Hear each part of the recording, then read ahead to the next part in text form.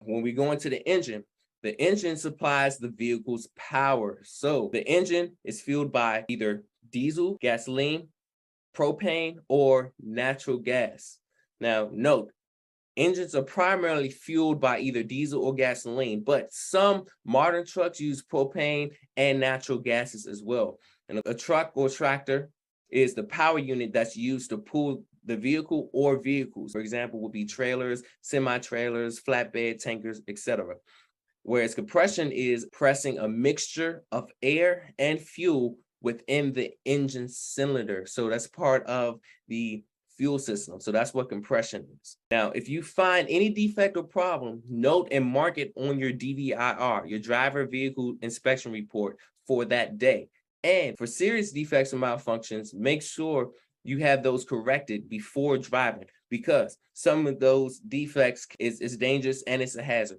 Serious defects include a wire that has lost all of its insulation, a belt that is on the verge of failing, a hose that appears to be nearly worn through, and a leak resulting in a puddle.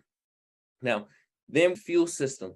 The fuel system provides fuel for the engine to operate.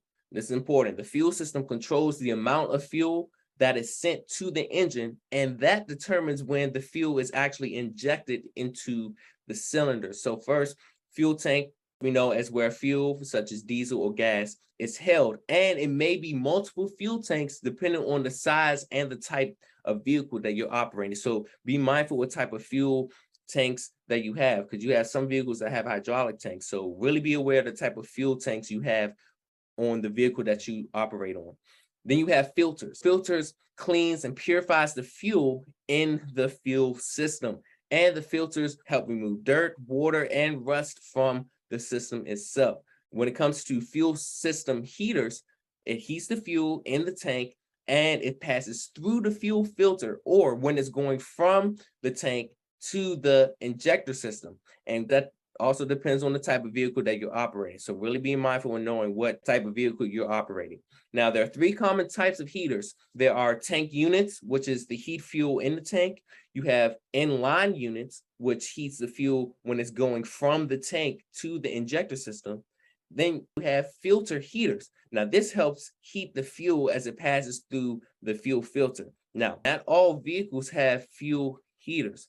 So keep in mind, the fuel leaks are extremely dangerous. It's a dangerous fire hazard if any fuel leaks. And if there are any leaks, report them immediately, because if you find a fuel leak during your pre-trip, do not operate the vehicle until that problem has been resolved or addressed and it's safe for you to operate and drive your commercial motor vehicle. Now, if you find a leak during the post-trip, which is after a long day, at the end of the road, at the end of the trip, you're ready to clock out, that post-trip inspection, you have to include it in your DVIR for that day if you find a leak. And then keep the fuel cap that helps close and secure the fuel tank. Keep that cap area clean, because this prevents dirt or other particles from entering into the fuel tank.